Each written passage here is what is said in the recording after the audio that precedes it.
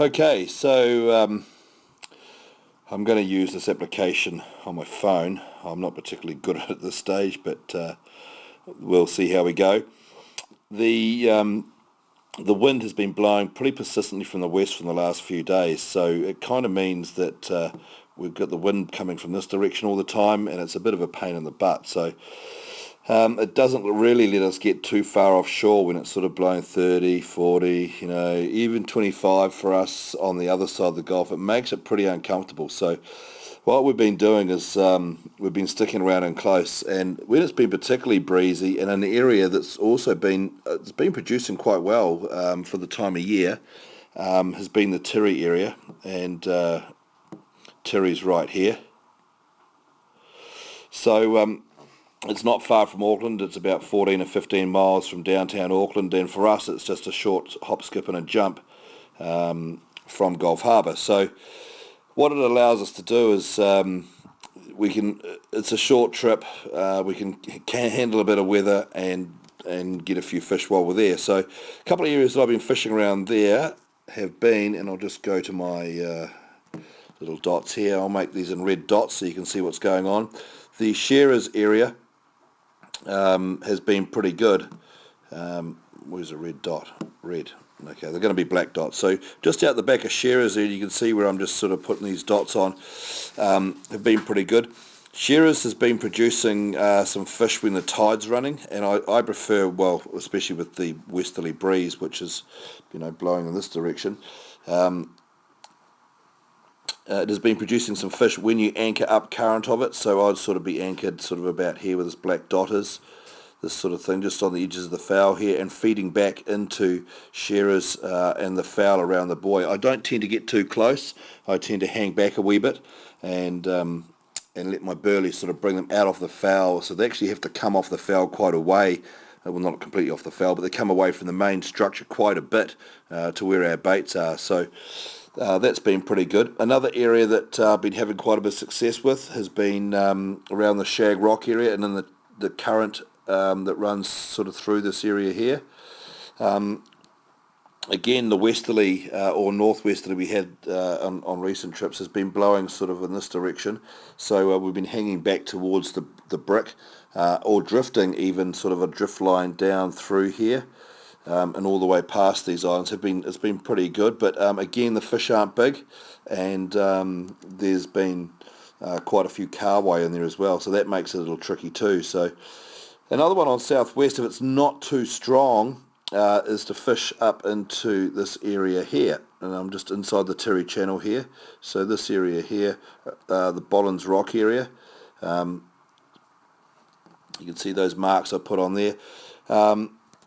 Along through that part of coastline there's quite a bit of foul and stuff, and if you get the outgoing tide and a bit of southwest, you can hang in there in about 20-25 knots, no problem at all, and just burley up those areas. Again, not big fish, but certainly worthy of doing something with.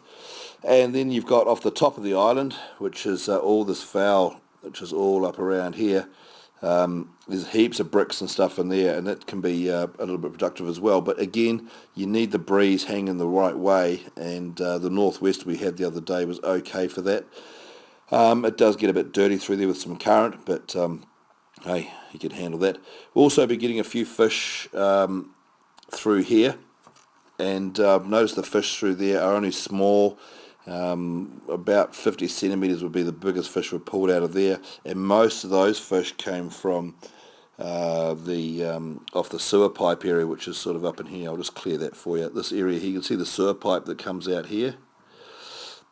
Well, just off the end of there's a bit of foul, and on the northern side, so just sort of around there has been quite good, and that northern side just sort of through here has been okay. There's also some broken foul in the Tirri Channel, which is along the edge of this contour line that dips in here, and that foul sort of comes down through here, not so much close to the island, but more through this area here. It's about 27 metres there, but there is also an old cable that runs across the channel, so you do have to be aware of that. I've cut that cable a number of times, so you can if you go backwards on your in the boat, your anchor should slide along it and just pop off of one of the cuts. We put quite a few cuts in that over the years, and I know other guys have too, so that's always pretty helpful. Okay, I'll just scroll over to my next thing on the chart here. One area that's also pretty good is these two bricks in here. I'll try and pinpoint exactly where, but in there's a couple of bricks, and if you can anchor and burley in a small boat, or even on the Diversity, we can anchor and burley in there. You can get some quite big trevally, a few carwai, a few kingfish get through there, and also you get a few snapper in there too. So that's all pretty good. Just scrolling up to Carwell here, which is sort of our other area we've been hiding out of the wind. We'll just sort of zoom in to here. And this is the Nelson Rock, Taraponga Rock area. Here's Nelson Rock in here and Taraponga Rock here. And both these areas seem to fish pretty well, provided that you can get the wind hanging with the tide. So, you know, fishing this way or this way. Likewise for Taraponga. And get the wind with the tide, and there's quite a bit of fowl to be fished through there as well. Again, this is bait fishing. The soft baiters seem to have more luck having a go sort of up the edges here, and also just drifting sort of down the sides of the fowl. I tend not to drift over the top of it too much. With the soft baits, it's a bit snaggy, and I tend to lose a bit of gear right on the top. But have a look around. You know, I seem to find my better fish down the sides, so that's worth a look as well. If I just back off just a little. Okay, so this is a huge area of fowl, Flat Rock, and it's been well fished for many a year. There's a couple of areas around here that are also worthy of giving a good look at this time of year, even down here in the 60. What I find is in this area here that the outgoing tide is good if you want to get up into here. Let me just put some dots on. This area here on the outgoing tide, there's a huge amount of kelp and stuff all the way through, all the shallows through here, and if you can get in there and get some fish out of there, they're normally pretty good fish. So again, you can soft bait through there, you can set up good drifts through these guts and channels, and you know, up either side. It doesn't really matter what the breeze is doing, as long as you've got a bit of tide running. I think the fish will bite. You may not get huge numbers of fish out of it, but the fish you normally get are pretty good. So it's just a matter of getting the weather right and hitting it pretty well. Down in the 60, I'll just change my colour for you. Let's go to down here to the 60. Come on, there you go. I tend to find fish lying along the edges of the banks there, and this time of year, and for about another month, quite often get fish along through here and up the side of the 60 there, so up through there. It's worthy of a look as well. So you know, these are good breezy places to check out. Also Challenger Island, which I'll clear this off the screen for you. Challenger Island, this area here, is definitely worth a look, as is maybe out into the fowl, which is a lump of fowl just sort of through here as well. There's heaps of fowl. It's all real low lying stuff, but have a look through there as well. Do some drifts through there. I call that Dowder's Patch, after a mate of mine, and he spends a lot of time there and is consistently pulling fish sort of 3 to 7 or 8 kilos out of there at the right time of year. And again, it's pretty easy to fish as long as you've got some shelter from the wind. Now it's no good in screaming southwest, because that blows straight through here, but it is good in a bit of northerly or northwest, and even westerly is okay, because you've got the shelter of the islands that are further back. So that whole area is definitely worth a look this time of year, and I would say for another month. Now you can also get in very close. I can't zoom in on what I've done here, but if you can get in very close, there is some good fowl right in there, and a lot of good kingfish come from there. Now it's sort of live bait country. You don't seem to get them on the jig. They seem to come around the corners and sort of, you know, work all these bays and stuff like that, the kingies. So a bit of patience, slow towing some live baits is good.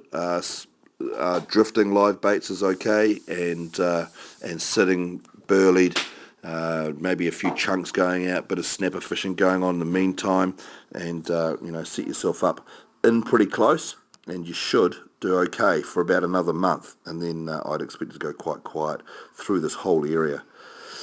Okay, I'll just scroll on again, if you can put up with me a little longer, and down here to the bottom end of Waiheke. Now, I know the Auckland fleet sort of hang out down here, and there's quite a few areas down here that you can fish. Gannett Rock, of course, and the holes that are sort of, the holes sort of there. And these points are all worth a bit of a shot as well. So I know there's some good kingfish get caught down there. We recently got a fish down there at about 15 kilos off one of the points on the drift. So again, not a bad option for this time of year. I'll just clear that off again and we'll just roll on. Now, Gannett Rock, as you can see, if I just back out there, as you can see, there's a couple of good holes around here. We've got a 55 off here and a 55 off here, and you can see there's obviously a patch of foul in this area here. So spend a bit of time there. Don't go in and just do a drift and bugger off. I would actually spend like an hour on each area, and you'll be surprised what comes off these. I've even caught small harp hooker and other things on the sand in this whole area here, so definitely worth a shot. And it's not too bad in some hard southwest as well. You've got Hooks Bay, and there's a good anchorage in there, which is just this area here. And now just going down to the foul, there's another patch of foul there, a deep hole, and the rocks. So again, take no notice of my pencil lines there, it's an old chart.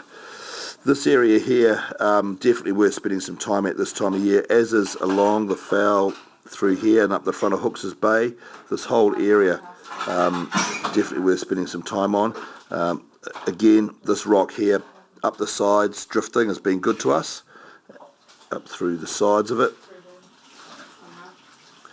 And again, in southwest, you can get some reasonable drifts through this whole area, and it's relatively sheltered, and it's not too much of a bash home down the Tamaki Strait if you're from Auckland, or you can nip along the back of the islands and head home that way. So there you have that.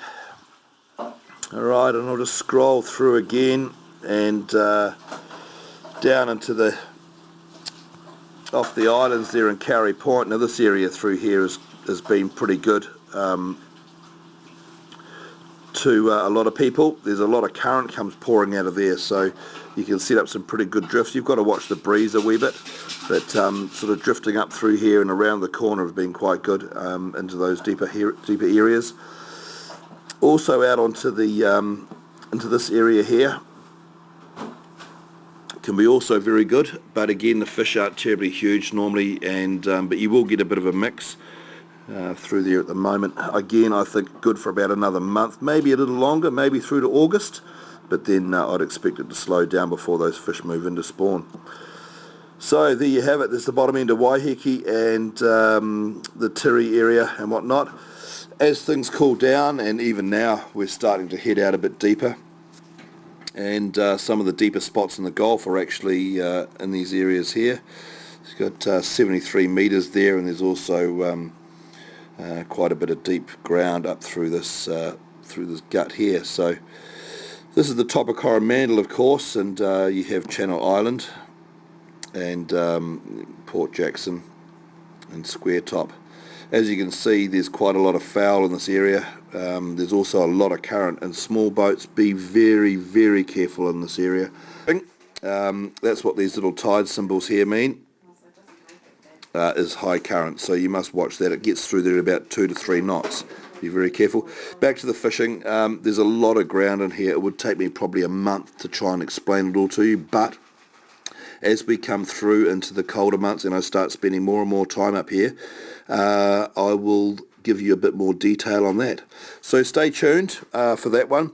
Like I say, it hasn't been a flash weekend so far as the fish go. We've had a lot of wind to deal with. We've also got the next couple of days are pretty grubby, and it's going to make things a bit difficult. I'll back out on Wednesday. I'll report then. So there you have it. A little bit more information there to help you try and catch a few more fish out in the Gulf and increase your chances, and maybe check out some new ground if you haven't seen it. As you can see here, it's pretty breezy, and we're in for another shower of rain, so I'm going to shoot back inside and do some man stuff in the man cave, and wait till Wednesday when I'm back out, and we'll go and get amongst it then. Probably looking at heading out a little bit deeper if the wind can stay down just for a few hours, and then maybe explore options from there. Other than that, we'll be in close, burleying up and getting into what is now pretty much a winter fishery for us. So take care, see you then.